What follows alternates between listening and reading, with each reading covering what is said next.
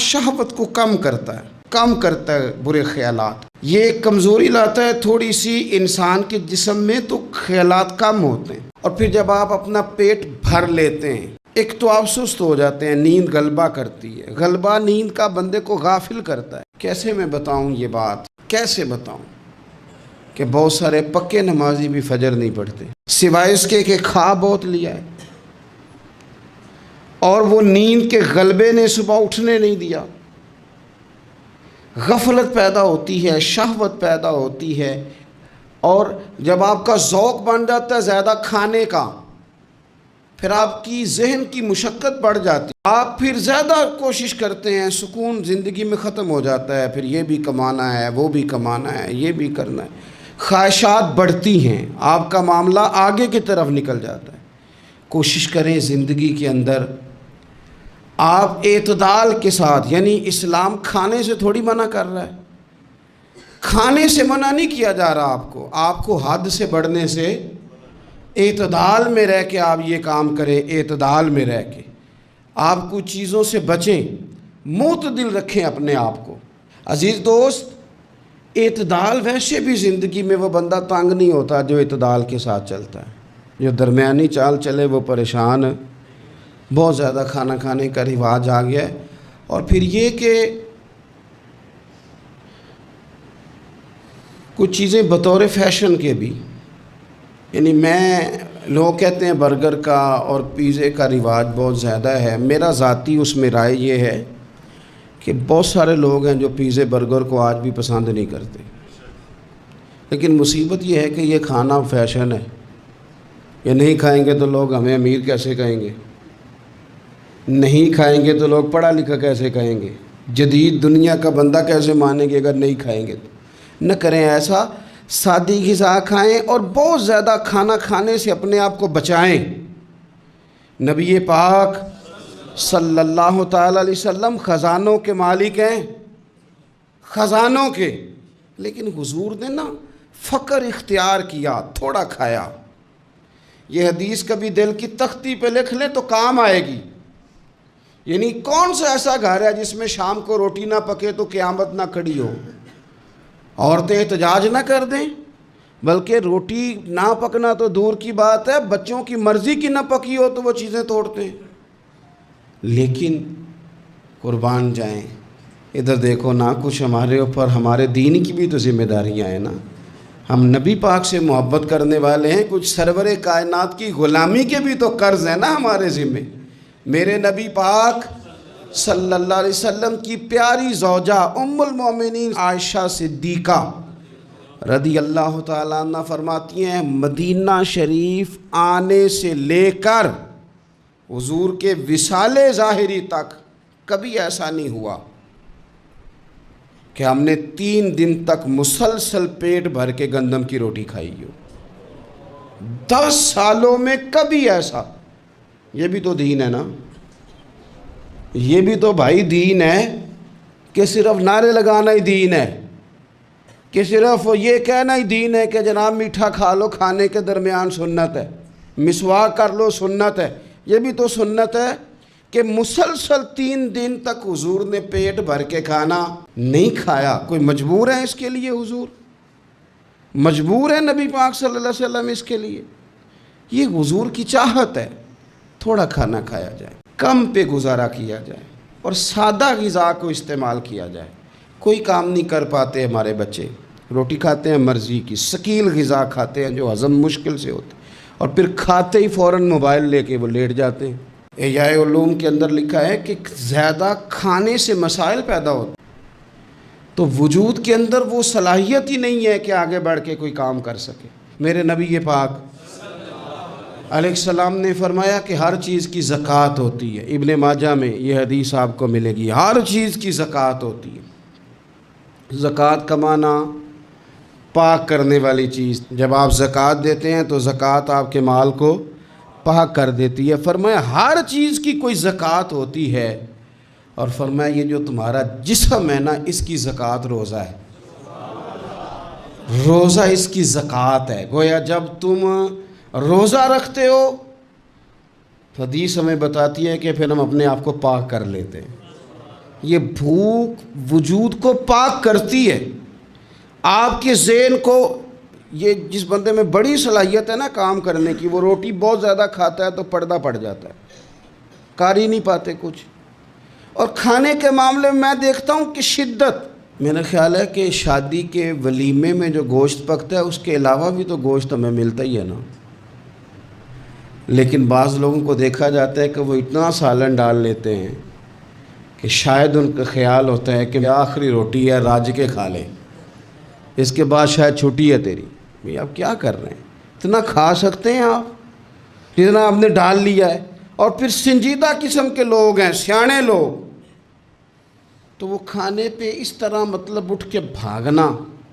بھئی جو چیز نصیب میں ہوتی ہے وہ تو چل کے بھی آ جاتی ہے، وہ تو اسباب اللہ بنا دیتا ہے، لیکن اپنی طبیعت کا ماحول یہ بنا لینا کہ کھانا ہی کھانا ہے، اور کھانے کے معاملے میں شکایتیں کرنا کہ مجھے جناب دیکھو فلاں آدمی کے میں گھر گیا تھا تو بوٹیاں کس طرح کی دے گیا ہے۔ کئی دفعہ تھوڑی سی نا بات سن کے تو بندے کا قد دیکھ کے شرم آتی ہے کہ کتنا تو بڑا آدمی ہے اور تو نے کتنی چھوٹی بات کر دی ہے، تو کیا عجیب بات کر رہا ہے۔ تو نبی پاک صلی اللہ تعالیٰ علیہ وسلم اعتدال کے ساتھ کھانا کھاتے، فقر کو پسند کرتے۔ میرے نبی کریم صلی اللہ تعالیٰ علیہ وسلم نے کم کھانا کھانا مومن کی علامت قرار دیا۔ حضور صلی اللہ تعالیٰ علیہ وسلم فرماتے ہیں مومن ایک آنت سے کھاتا ہے، ایک آنت سے مومن کھاتا ہے، اور کافر اور منافق 7 آنتوں سے کھاتا ہے۔ 6 گنا زیادہ روٹی کھاتا ہے کافر اور منافق مومن سے، 7 آنتوں کے ساتھ کھاتا ہے۔ ہمارے ہاں تو اللہ کے فضل سے نا اب کھانا کھانے کی اور کھانا کھلانے کی دوڑ لگی ہوئی ہے، یعنی عجیب فلسفہ ہے لوگوں کا کہ 4-5 نوجوان ہیں تو کہتے ہیں آج دعوت تیری طرف ہے اور کل دعوت میری طرف، اور پرسوں اس کی جانب ہے اور ترسوں اس کی جانب ہے، اور لوگ اس قدر زیادہ یہ دعوت کا شوق رکھتے ہیں، اتنا زیادہ۔ مثلا میرے ساتھ لوگ بڑا پیار کرتے ہیں لیکن صرف دعوت دیتے ہیں کھانے کی، تو میں کہتا ہوں آپ دعوت دینے کی بجائے ہماری دعوت قبول کیوں نہیں کرتے؟ ہم آپ کو دین کی دعوت دے رہے ہیں، وہ والی قبول کریں نا۔ روٹی کھا لیں جی، آ جائیں کھانا کھا لیں، تو میں کہتا ہوں اور بھی کم ہے زمانے میں لنگر کے سوا، روٹی کے علاوہ بھی بڑے کام ہیں جو کرنے والے ہیں۔ تو آپ اعتدال کے ساتھ کھانا کھائیں، ضرور کھائیں، جو نعمتیں آپ کے پاس ہیں ان سے آپ لطف ضرور حاصل کریں، لیکن اعتدال کے ساتھ۔ اور پھر آپ کو پتہ ہے جب آپ بے تحاشا کھانا کھاتے ہیں نا، اس کا نقصان یہ ہوتا ہے کہ پھر انسان، میں نے دیکھا ہے جب بندے مالدار ہو جاتے ہیں نا یا سہولیات ان کو مل جاتی ہیں تو انہیں غریبوں کا دکھ ختم ہو جاتا ہے۔ اکثر امیر آدمی کے دوست بھی امیر ہوتے ہیں، پھر وہ کہتے ہیں کہاں غربت ہے پیر صاحب، کس نے کہا آپ کو، کس نے کہا آپ کو کہ لوگوں کو کپڑا نہیں ملتا، سارے لوگ ٹھیک ہیں، کیوں بھلا؟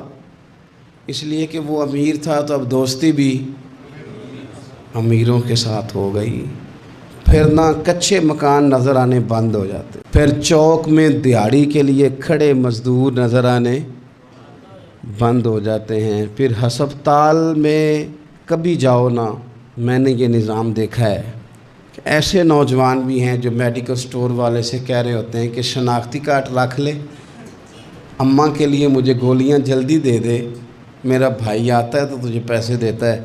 پھر یہ لوگ بھول جاتے ہیں نا، اس لیے کہ ہم تو اب چیزیں جو ہیں وہ ہوم ڈیلیوری پہ لے رہے ہیں، پیسہ ہی بڑا ہے۔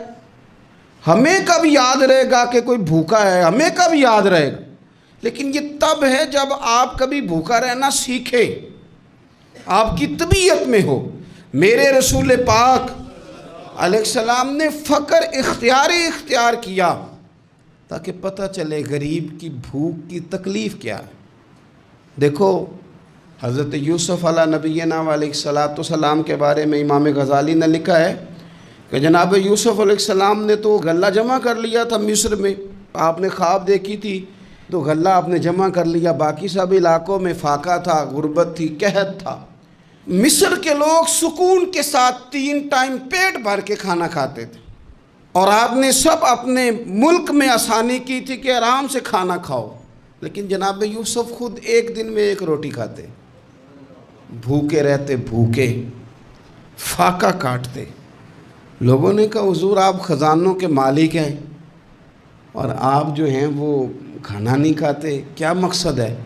تو آپ فرمانے لگے اس لیے نہیں کھاتا، اگر میں نے بھی پیٹ بھر کے کھانا شروع کر دیا تو پھر بھوکے لوگوں کا درد میرے سینے سے نکل جائے گا، پھر اس بھوک کی او میرے بھائی اب تو گاؤں سے آ کر پڑھنے والے بھول ہی گئے ہیں کہ کس کی ماں نے کتنا زیور بیچا تھا۔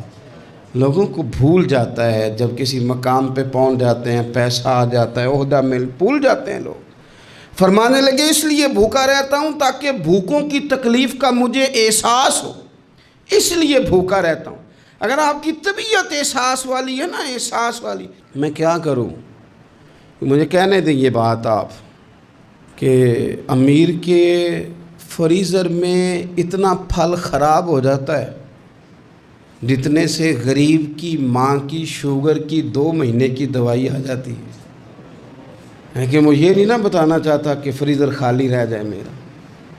مجھے کہہ لینے دیں آپ یہ بات، کہہ لینے دیں کہ بہت سارے لوگوں کے کپڑوں کے اتنے پیسے دھوبی لے لیتا ہے جتنے کپڑوں سے شاید کئی غریب ماؤں کے دوپٹے اور چادریں بن جائیں، لیکن یہ کہ وہ کپڑے دھوبی نہیں استری کرے گا تو ہماری شان کا کیا بنے گا؟ کرو یار، لیکن تھوڑا سا نا، میں نے پچھلے جمعے بھی کہا تھا، اور راشن بنڈن والے لوگوں عیدوں بعد بھی بھوک لگ دیجئے۔ یہ جو پیٹ کی بھوک ہوتی ہے نا، یہ بندے سے بڑا کچھ کراتی ہے۔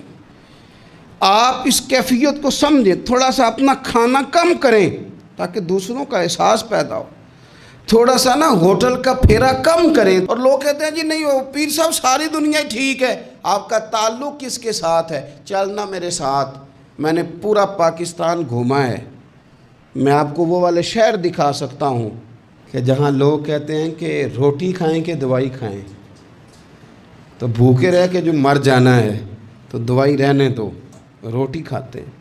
آپ اس کیفیت کو سمجھیں، تھوڑا سا اپنا کھانا کم کریں تاکہ دوسروں کا احساس پیدا ہو۔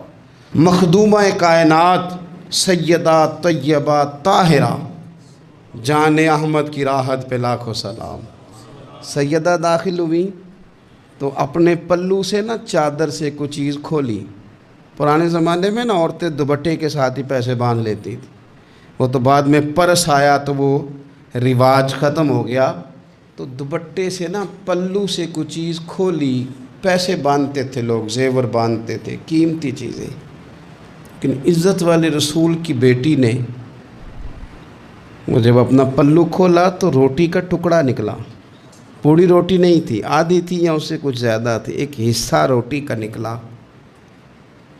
تو نبی کریم صلی اللہ تعالیٰ علیہ وسلم کی بارگاہ میں روٹی پیش کر کے عرض کرنے لگی یا رسول اللہ کئی دنوں کے بعد علی تھوڑی سی گندم لائے تھے، پیسی ہے تو ایک کی روٹی پکی ہے، 2-3 لقمے میں نے کھا لیے تھے تو مجھے آپ کا خیال آیا، تو حضور میں یہ روٹی لے کے آئی ہوں۔